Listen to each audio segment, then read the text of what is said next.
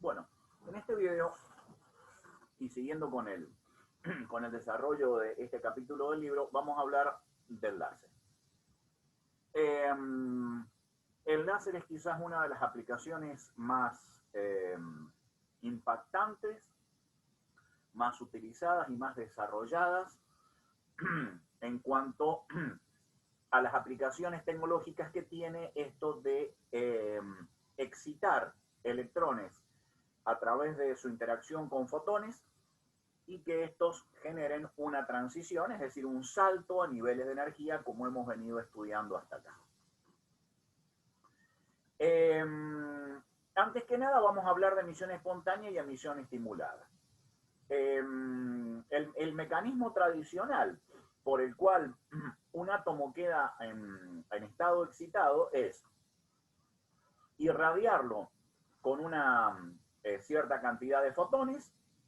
Si estos fotones tienen la suficiente energía y exactamente es la cantidad de energía que necesita absorber el electrón para poder dar un salto desde su nivel o su estado fundamental hasta un nivel de energía que correspondería al estado excitado, entonces esta transición se produce.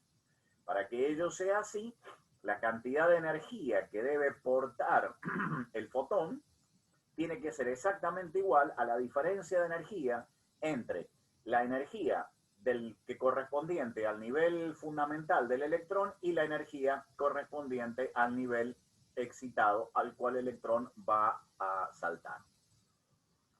Bien, entonces, bajo estas condiciones, el electrón del átomo absorbe este cuanto de energía y pega el salto. Como este estado no es el estado fundamental, es decir, el electrón no puede permanecer en el estado excitado porque evidentemente tiene que regresar a su estado fundamental, es donde tiene, digamos, su existencia. Entonces, al cabo de un cierto tiempo, eso está dependiendo de muchos factores, pero al cabo de un cierto tiempo, de forma espontánea y absolutamente imprevisible, no se puede manejar esto, el electrón emite ese fotón que acaba de absorber, liberándose del exceso de energía que había tenido que absorber para pegar el salto energético y regresar a su nivel fundamental. Esto es lo que se llama átomo con niveles excitados, y esta emisión de fotones es lo que se denomina proceso de emisión espontánea. La dirección y la fase de los fotones emitidos en este proceso es absolutamente aleatoria y no se puede controlar. Sin embargo, el átomo, este mecanismo puede ser gobernado de alguna manera si se logra lo que se llama emisión estimulada. Es decir, de alguna manera o por algún procedimiento, los átomos que constituyen esa muestra, digamos, ese conjunto de átomos que está constituyendo o que están encerrados en ese recinto, se llevan a estados excitados, de alguna manera a través de algún mecanismo. En realidad, lo que se hace es que estos fotones, este mecanismo de absorción de fotones, sea realizado sobre estos átomos que previamente han sido excitados. Bueno, como dice acá este párrafo del libro, por una especie de efecto de resonancia, algo parecido a eso, se logra inducir en cada átomo una emisión de un segundo fotón, si previamente están excitados.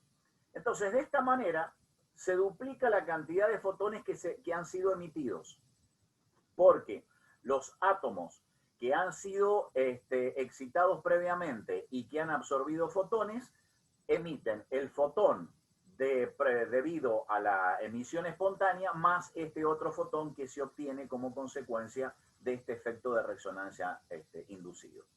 De esta manera, entonces, se obtiene una gran cantidad, una gran producción de fotones, justamente debido esto es lo que le digamos, lo que le da nombre a este proceso que se llama emisión espontánea.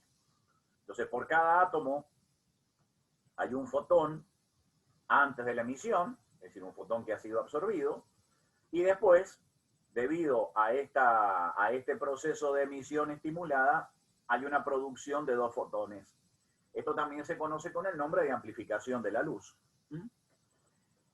La característica más importante de esto no es solamente el hecho de que se produzca más cantidad de fotones, lo que hace que sea un mecanismo de producción de intensidad, es decir, de una gran intensidad de luz, sino que además los dos fotones salen con la misma fase y en la misma dirección. Esto lo que hace es generar una radiación de muchísima intensidad, pero además, sobre todo y fundamentalmente, de una misma frecuencia y de fotones muy coherentes. Esto hace que, digamos, la luz producida, el rayo de luz producido con este mecanismo tenga características muy importantes y muy útiles en sus aplicaciones tecnológicas.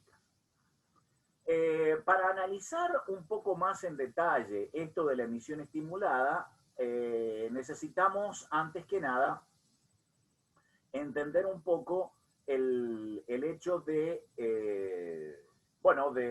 este mecanismo de energía o de niveles de energía en los cuales se encuentra el átomo. Una cosa es el nivel de energía y otra cosa es el estado en el que se encuentra el átomo, o en este caso estamos hablando de los electrones que están formando parte del átomo. Energía y estado son dos cosas distintas. Un sistema, como bien dice acá el libro en estos párrafos de acá, un sistema puede tener más de una forma para poder alcanzar un determinado nivel de energía. Y el libro pone como ejemplo el caso de un resorte. La energía potencial elástica de un resorte es un medio de K por X al cuadrado, siendo K la cantidad que el resorte se estira o se acorta o se comprime. Evidentemente, ubicado esto dentro de un sistema de referencia, no es lo mismo estar estirando que acortando el resorte, pues el valor de X es distinto en cuanto al signo, podría ser igual en cuanto a la cantidad.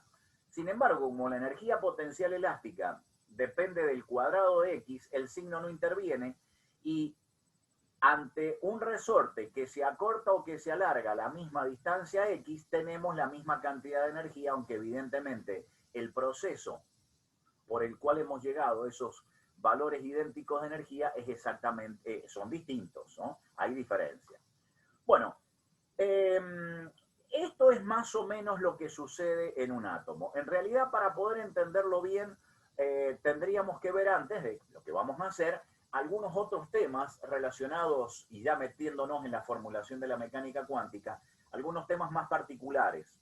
Porque en principio, por lo que hemos dicho hasta acá, según el modelo de Bohr, hay un solo estado posible para los electrones que están orbitando en una órbita particular alrededor del núcleo. Sin embargo, eso, por ejemplo, en el caso del átomo de hidrógeno, ¿no? Sin embargo, eso no es cierto. Para el nivel fundamental tenemos 2 estados posibles y para el segundo nivel de energía, es decir, para n igual a 2, tenemos 8 estados posibles. Lo que esto hace nos ofrece una amplia variedad de estados posibles con la misma cantidad o con el mismo contenido de energía. Acá tenemos el mecanismo de emisión estimulada que se produce en una gran cantidad de átomos. El tratamiento matemático que nosotros vamos a hacer de esto, lo vamos a hacer ahora o lo vamos a mencionar ahora rápidamente, después lo vamos a volver a repetir y lo vamos a mencionar cuando veamos estado sólido. No es un tratamiento directo, podríamos llamarle así, de la mecánica cuántica. Es decir, no vamos a atacar el problema utilizando la mecánica cuántica, sino utilizando una distribución de probabilidades. Esta distribución de probabilidades lo que me tiene que contar es la cantidad o el número de átomos que están en un estado determinado en una población que puede ser, por ejemplo, la de un gas. la distribución de probabilidades que modela este problema se conoce con el nombre de distribución de Maxwell-Boltzmann, porque fueron los dos físicos, digamos, que estudiaron en distinta época este problema. Y lo que permite conocer esta función de distribución es, en el estado de equilibrio térmico, es decir, todo ese conjunto grande de partículas, de átomos, que tienen determinadas características que en este momento no viene al caso mencionar, pero están en equilibrio térmico, es decir, hay un equilibrio entre la cantidad de energía que emiten, que irradian, y la cantidad de energía que absorben. Entonces, la cantidad de partículas, átomos, que tienen un cierto contenido energético, es decir, que se encuentran en un determinado contenido energético, va a depender, bueno, de algunos factores y de algunas constantes. Obviamente depende de la temperatura absoluta, del número de átomos en un estado, en un determinado estado con una cierta cantidad de energía E sub I, y este número de átomos con este contenido de energía en un estado particular está dado por esta ecuación de acá, donde K es la constante de Boltzmann, A es otra constante que se determina experimentalmente y que depende del número total de átomos que estén contenidos dentro de una muestra gaseosa. Y bueno, en el caso de la distribución de Maxwell-Boltzmann, que modela el problema para un sistema gaseoso, la energía a la que está haciendo referencia esa formulita es la energía cinética de las moléculas o de los átomos que componen esa población, ese conjunto de átomos en estado gaseoso. Aplicándolo a nuestro caso, en el caso del láser, lo que está modelando es la distribución de energía interna que tiene cada uno de los átomos que constituyen la muestra. Como el exponente es negativo, entonces en proporción este numerito, esta cuenta de acá, para una temperatura determinada, es poca. ¿Qué quiere decir esto? Que son pocos los átomos que están en un estado de alta energía, es decir, que están excitados. Eso es, digamos, lo que sale de los números que uno puede hacer así. Entonces, si los átomos en general están en un nivel de energía Eg, que es el valor fundamental, como podemos ver en esta gráfica de acá, el Eg está representando el nivel de energía para los electrones en su estado fundamental, y Ex está representando el nivel de energía para los niveles excitados, para los electrones que están excitados. Entonces, la relación que hay entre el conjunto, la cantidad de átomos que están en niveles excitados, comparándolo con los electrones o los átomos que están en niveles de energía fundamental, haciendo este cociente, tenemos esta expresión, y acá hay una cuentita bastante interesante. Si la diferencia entre el nivel de energía excitado y el fundamental es de 2 electronvolts, o aproximadamente 3,2 por 10 a la menos 19 joule, uno puede sacar que la relación entre el número de átomos que están en estado excitado versus el número, o comparado con el número de átomos que están en su estado fundamental, es tremendamente pequeña. Acá tienen el número. Es decir, la fracción de átomos que están por arriba de los 2 electronvolts, acuérdense que 2 electronvolts es la diferencia entre el nivel de energía excitado y el nivel de energía fundamental, es realmente muy pequeña.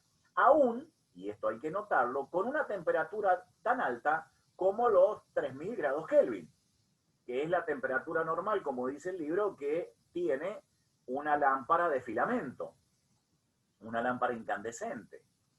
Entonces, esto quiere decir que excitar o pretender que se pueda excitar una gran cantidad de átomos para poder producir la emisión estimulada no es un procedimiento, digamos, realmente, digamos, con aplicaciones tecnológicas, porque tendríamos que aumentar muchísimo la temperatura para conseguir una gran cantidad de fracción de átomos en niveles excitados. Sin embargo, tenemos otro recurso que es la inversión de población. ¿Mm? En la inversión de población lo que necesitamos es, y voy rápidamente a esta gráfica, es átomos que tengan 4 niveles de energía. Su nivel fundamental y 3 niveles que serán alcanzados cuando son excitados. Los electrones, cuando son excitados, podrán alcanzar los niveles E1, E2 o E3. Estos niveles de energía no están elegidos arbitrariamente, sino que están elegidos, es decir, preparada la sustancia de manera tal que tenga 3 niveles de energía excitados disponibles, de los cuales 2 de ellos, el E1 y el E3, el E1 es el que está más cerca del nivel fundamental y el E3 es el que está más alejado del nivel fundamental, tengan un periodo de vida media de 10 a la menos 8 segundos, es decir, muy corto. Periodo de vida media significa que los electrones que son excitados saltan desde sus niveles fundamentales a estos niveles de energía y permanecen en ellos, en este caso en E1 o en E3, alrededor de, en promedio, alrededor de 10 a la menos 8 segundos. Sin embargo, el nivel de energía E2, que está entre medio de los otros 2 niveles de energía, tienen un periodo de vida medio muy alto, alrededor de 10 a la menos 3 segundos. Esto quiere decir que los electrones que son excitados y van a parar a este nivel fundamental, a este nivel de excitación, desde su nivel fundamental, están ahí muchísimo más tiempo que en el caso de los niveles E1 y E3. Entonces, se excita el gas. Acá tenemos un esquema, digamos, de un láser típico que funciona con estas características. En esta ampolla de vidrio tenemos contenido el gas a una determinada presión y entre estos 2 electrodos se conecta una fuente de alimentación de muy alto voltaje.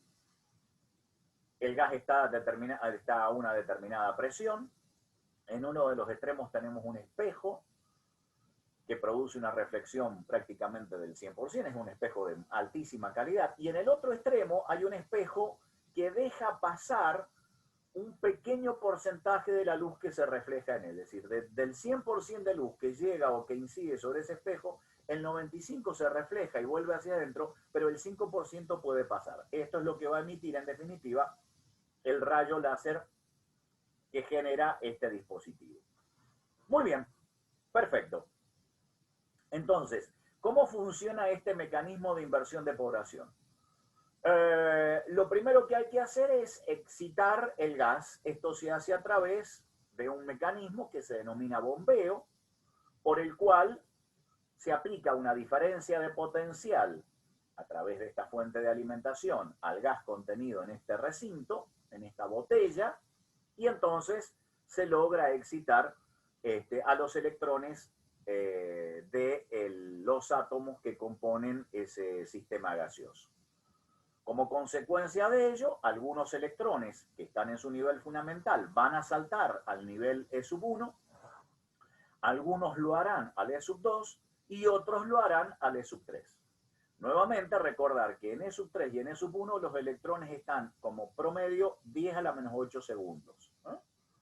Entonces, lo que se consigue es que una vez que se ha excitado el átomo, el conjunto de átomos, aproximadamente en un tiempo de 10 a la menos 8 segundos, los átomos que se excitan a los estados E1 y E3 van a emitir un fotón utilizando el mecanismo, como habíamos visto acá, de emisión espontánea, este de acá. Los átomos excitados en los niveles E1 y E3 regresan a su estado fundamental al cabo de 10 a la menos 8 segundos, emitiendo fotones en manera espontánea. Sin embargo,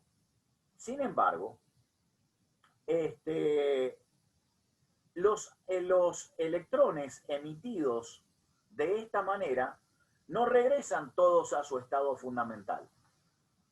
Algunos, en un número importante, se quedan en un estado metaestable que es correspondiente al nivel de energía E sub 2. Y acá los electrones están en un tiempo de vida medio muchísimo mayor que en el E sub 1 y en el E sub 3. Entonces, temporariamente, en ese periodo de 10 a la menos 3 segundos, el estado E sub 2 está superpoblado de electrones. ¿Eh? Los electrones que están en el estado E sub 3 decaen al E sub 2 y completan o llenan, tampoco es necesario que lo llenen en sí exactamente, pero digo, aumentan la población que está contenida en el E sub 2, porque en la población que hay en E sub 2 vamos a tener los electrones propios que fueron a parar al E sub 2 más los que vienen del E sub 3 y eventualmente, en realidad eventualmente del E sub 1 es muy difícil porque los E sub 1 decaen a su estado fundamental. El E sub 2 se alimenta de los electrones que le llegan del nivel E sub 3. Muy bien. Entonces, lo que se logra es, en un instante pequeño, relativamente pequeño, 10 a la menos 3 segundos, el estado de sub 2 está muy cargado de electrones. Al cabo de este tiempo, 10 a la menos 3 segundos, los electrones que están contenidos aquí decaen todos a su nivel fundamental. Y esto es la inversión de población, es decir, por un instante muy pequeño, que es este tiempo de acá, la energía del estado E sub 2 es mayor que la de la energía del estado E sub 1. ¿Sí? Entonces lo que se produce es una transición a los niveles E sub 1 o al nivel fundamental de una gran cantidad de electrones que emiten una gran cantidad de fotones que hacen la producción del rayo láser. En realidad lo hacen a través de un pulso de luz. Bueno, muy bien. Este es el proceso entonces por el cual se emite luz. Acá en realidad la presencia de los espejos hace que los fotones emitidos a través de este mecanismo reboten en el espejo de atrás y en el espejo de adelante, haciendo una suerte de caja de resonancia. Y como el espejo de adelante no está totalmente espejado, sino que deja pasar una determinada cantidad pequeña de fotones, estos son los fotones que salen de este extremo y los que generan el pulso láser. Muy bien, perfecto. Y entonces la emisión de este pulso tiene las características que habíamos mencionado, una frecuencia muy estable y única, una gran coherencia, y esto lo hace muy útil para todas las aplicaciones. Acá tienen ustedes la descripción de, bueno, la descripción que acabamos de dar es la de un láser pulsado, es decir, larga pulsos de pocos milisegundos o nanosegundos, que tienen un gran contenido de energía. Estos son láseres que generalmente se utilizan en bisturí o en todo lo que son herramientas de corte de altísima energía, también para mandar información a una distancia muy lejana. Hay otro tipo de láser que tienen o que producen esta luz a través de un mecanismo un poco distinto. Son los que se denominan láser continuos, donde acá la inversión de la población se logra gracias a una permanente o una constante excitación a través de la fuente de alimentación externa. Estos láseres son generalmente de baja potencia, se utilizan en lectores de barra, se utilizan en punteros láser para indicar, como utilizan por ejemplo los profesores en las exposiciones, para indicar sobre una pizarra, o los que se utilizan en los telescopios para hacer las marcas sobre el cielo estrellado. Este tipo de láser que acabamos de describir es un láser gaseoso. Generalmente acá hay una mezcla de gas de helio-neón a una determinada presión. También existen los láseres semiconductores. En fin, en este momento hay una gran variedad de dispositivos láser que son ampliamente utilizados en toda la industria.